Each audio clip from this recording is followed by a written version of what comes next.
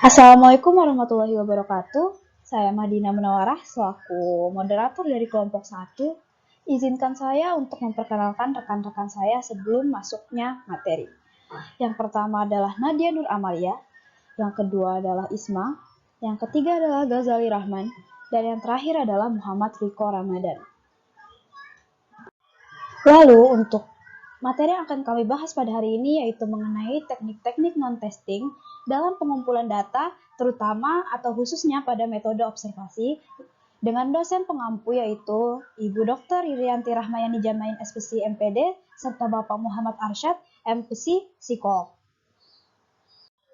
Baik, selanjutnya izinkan saya untuk merincikan poin-poin yang akan kami bahas selanjutnya, yaitu yang pertama adalah apa definisi dari observasi yang akan dijelaskan oleh saya sendiri, dan yang kedua adalah apa saja jenis-jenis dari observasi yang akan dijelaskan oleh saudari Nadia Nur Amalia. Yang ketiga adalah apa saja hal-hal yang perlu diperhatikan dalam observasi yang akan dijelaskan oleh Muhammad Riko Ramadan, dan yang terakhir adalah apa syarat untuk menjadi observer yang baik yang akan dijelaskan oleh kedua teman saya yaitu Kak Ghazali Rahman serta Kak Isma. Oke. Untuk mempersingkat waktu, langsung saja kita masuk pada materi pertama kita yaitu apa definisi dari observasi yang akan dijelaskan oleh saya sendiri. Jadi, tahukah kamu bahwa menurut KBBI, observasi merupakan suatu peninjauan yang dilakukan secara cermat oleh pengamat ataupun observan guna mengumpulkan suatu data dari seseorang atau objek yang akan diamati. Lalu, seperti yang kita lihat bahwa di sini ada disebutkan kata secara cermat. Jadi maksudnya adalah karena dalam observasi suatu hal menjadi sangat kompleks untuk diteliti, baik bagi pengamat ataupun objek tersebut sendiri. Karena observasi sendiri tersusun dari adanya proses biologis serta psikologis, maka dari itu hal terpenting yang menjadi kunci utama dalam dilakukannya proses observasi adalah ketelitian dari peneliti ataupun pengamat itu sendiri, yang jelas berhadapan langsung dengan objek yang ia teliti. Selanjutnya ada pula pengertian observasi menurut para ahli. Rianto pada pendapatnya di tahun 2010 mengatakan bahwa observasi merupakan suatu metode pengumpulan data yang menggunakan pengamatan secara langsung maupun tidak langsung. Lalu apakah perbedaan dari pengumpulan data secara tidak langsung maupun secara langsung ini? Yang pertama observasi secara langsung yaitu pengumpulan data melalui pengamatan dan pencatatan gejala pada objek yang dilakukan secara langsung di tempat kejadian. Contohnya adalah ketika seseorang mengamati festival yang sedang berlangsung dan dia melakukan pencatatan pada saat itu juga. Lalu selanjutnya adalah observasi secara tidak langsung. Observasi secara tidak langsung artinya pengamatan yang dilakukan pada objek atau pengumpulan data dan pencatatan, pelaksanaannya tidak secara langsung pada objek tersebut. Misalnya mengamati aktivitas matahari karena adanya ledakan nuklir. Lalu penjelasan selanjutnya akan dijelaskan oleh rekan saya. Ya, selanjutnya observasi sendiri dapat dikatakan sebagai suatu teknik dalam pengumpulan data apabila yang pertama ada sesuai dengan tujuan penelitian yang ada, lalu direncanakan dan dicatat secara sistematis, dan yang terakhir dapat dikontrol reliabilitas atau keadaannya serta-merta dengan kebenarannya atau validitasnya. Sebab observasi merupakan suatu hal yang kompleks untuk diteliti, tersusun dari adanya proses biologis serta psikologis. Maka dari itu, hal terpenting yang menjadi kunci utama dalam dilakukannya proses observasi ialah ketelitian serta ingatan dari peneliti itu sendiri, yang jelas berhadapan langsung dengan objek yang diteliti. Dalam pendapatnya Sukmadinata tahun 2005, menyatakan bahwa observasi atau observation merupakan suatu teknik pengamatan atau metode pengumpulan data dengan jalan mengadakan suatu pengamatan terhadap segala kegiatan yang sedang berlangsung dan yang saat itu dilakukan oleh objek.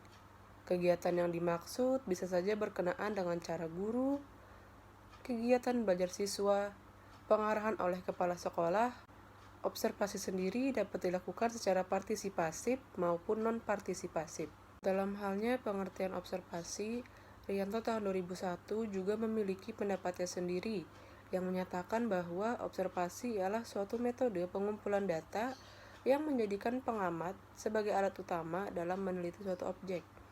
Observasi pun dapat dilakukan melalui dua cara, yaitu secara langsung dan tidak langsung.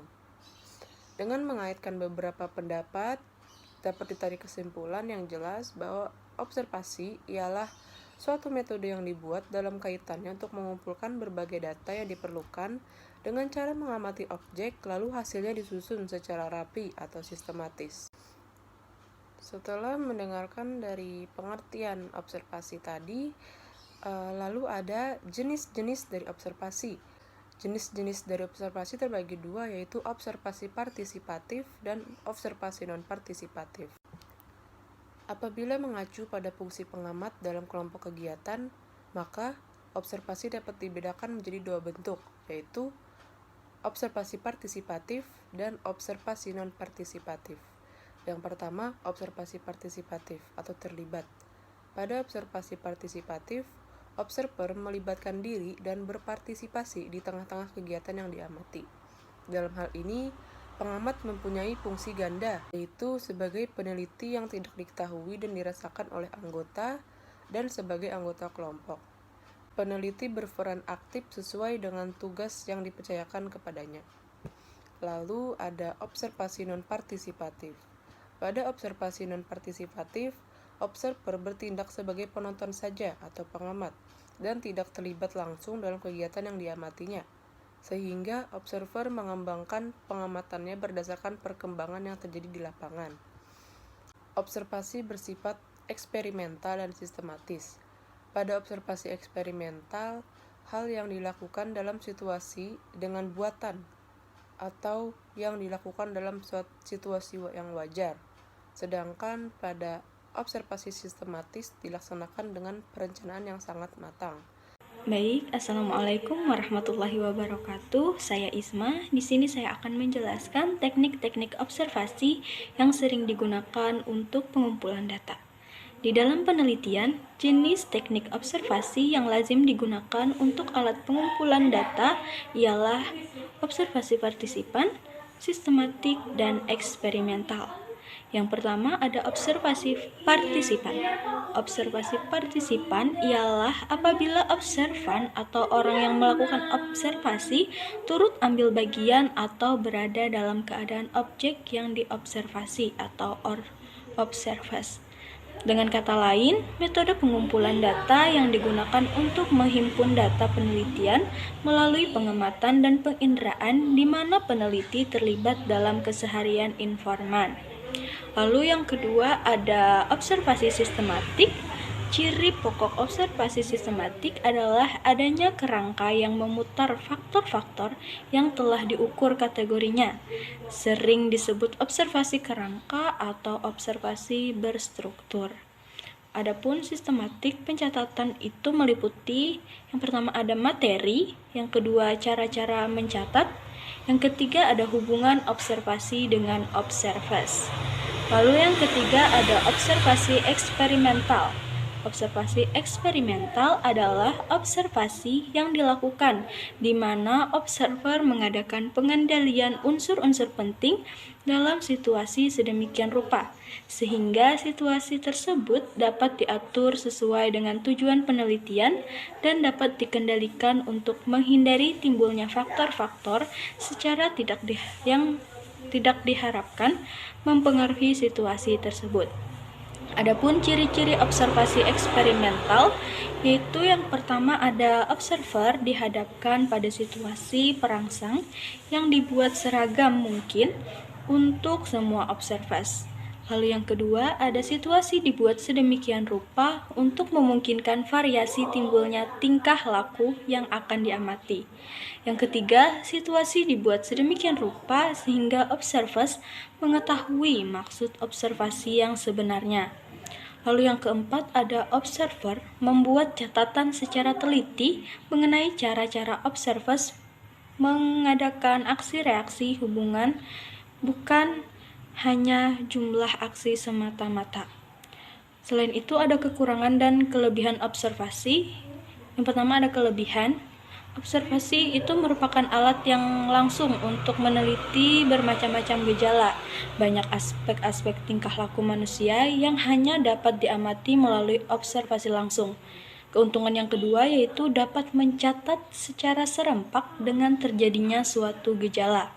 Yang ketiga, bagi seseorang yang sibuk, lebih tidak keberatan untuk diamati daripada mengisi jawaban pada kuesioner. Nah, selain kelebihan, observasi juga memiliki kekurangan. Kekurangan observasi yang pertama yaitu bila observer tahu bahwa dia sedang diteliti, maka mereka akan menunjukkan sikap atau kesan yang lebih baik terhadap observer. Yang kedua, seringkali tugas observasi terganggu karena adanya peristiwa-peristiwa yang tidak diduga-duga. Terlebih dahulu, misalnya keadaan cuaca buruk dan lain-lain. Lalu yang ketiga, banyaknya kejadian-kejadian yang tidak dapat dicapai dengan observasi langsung. Misalnya kehidupan pribadi yang rahasia. Memasuki materi selanjutnya yaitu mengenai apa saja hal-hal yang perlu diperhatikan dalam observasi. Yang pertama itu ada etika observasi. Etika observasi adalah hal-hal yang harus diperhatikan seseorang pengamat sebelum melakukan observasi. Etika dalam observasi erat kaitannya dengan tanggung jawab observer dan hak observers. Memang tidak ada batasan yang baku yang terkait dengan etika observasi, sehingga pengamat harus mampu mengambil keputusan mengenai apa yang harus dilakukan pada saat berbenturan dengan kepentingan observer. Sekian dari saya, selebihnya akan dilanjutkan oleh rekan saya. Baik, Assalamualaikum warahmatullahi wabarakatuh. Saya Muhammad Riko Ramadan dan di sini saya akan menjelaskan tentang alat yang digunakan saat observasi. Yang pertama itu ada daftar riwayat kelakuan.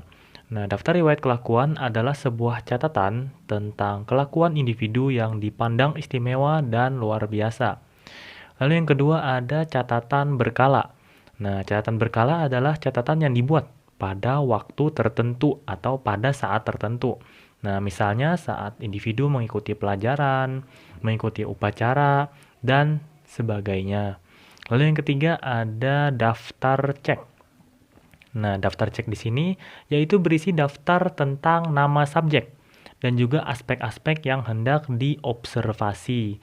Jadi misalnya di sini daftar ceknya itu kan berisi nama subjek katanya kan. Nah, misalnya nama subjeknya itu Budi misalnya. Nah, berarti Budi ini adalah orang yang diamati.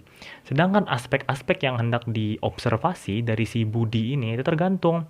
Misalnya tujuan kita untuk mengetahui tentang pola pikir si Budi gitu kan misalnya. Nah, jadi aspek-aspek yang kita observasi adalah pola pikir tersebut. Nah, lalu selanjutnya ada skala penilaian. Nah, skala penilaian merupakan pencatatan gejala menurut tingkatannya. Jadi di skala penilaian, gejala-gejala yang dialami oleh si observee atau orang yang diobservasi itu dicatat dan diurutkan menurut tingkatan-tingkatannya. Lalu yang terakhir ada alat-alat pencatat mekanik. Nah, alat-alat pencatat mekanik sini adalah alat bantu. Nah, yang digunakan dalam kegiatan observasi. Misalnya kayak komputer, lalu ada tape recorder atau perekam suara, dan sebagainya. Nah, kita lanjut. Lalu, apa syarat menjadi observer yang baik? Nah, menurut Benson, pada tahun 2000, ada 3 aspek penting dalam observasi guna meningkatkan akurasi dan reliabilitas. Nah, yang pertama itu deskripsi yang objektif. Nah, deskripsi yang objektif ini mengacu pada melaporkan dan mencatat yang dilihat setepat dan selengkap mungkin. Lalu yang kedua ada interpretation atau interpretasi. Nah, interpretasi di sini mencari tahu apa yang ada di balik deskripsi yang objektif tadi dan mencoba untuk menjelaskan atau memberi sebuah makna kepadanya. Lalu yang terakhir ada evaluasi. Nah, evaluasi di sini terjadi apabila kita menerapkan nilai dan sikap pribadi kita terhadap tingkah laku, karakteristik, dan kepribadian dari observee. Nah, sekian dari saya. Selanjutnya akan dilanjutkan oleh teman saya. Baik, terima kasih sebelumnya. Assalamualaikum warahmatullahi wabarakatuh. Saya Ghazali Rahman. Selanjutnya saya akan melanjutkan materi mengenai syarat-syaratnya.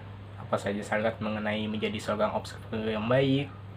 Nah, sebelum masuk ke syarat-syaratnya, Benjen, ia pada tahun 2000 menjelaskan bahwa kita sebagai seorang peneliti atau observer harus menjaga tingkah laku kita sendiri untuk tetap bersikap profesional. Sikap profesional mencakup memiliki disiplin yang tinggi, bertanggung jawab, jujur secara intelektual, dengan tampilan kerja sebagai observer dan objektif. Nah, di balik paparan tadi, kita harus tahu dulu nih syarat-syarat menjadi seorang observer yang baik. Yang pertama, memiliki alat indera yang baik.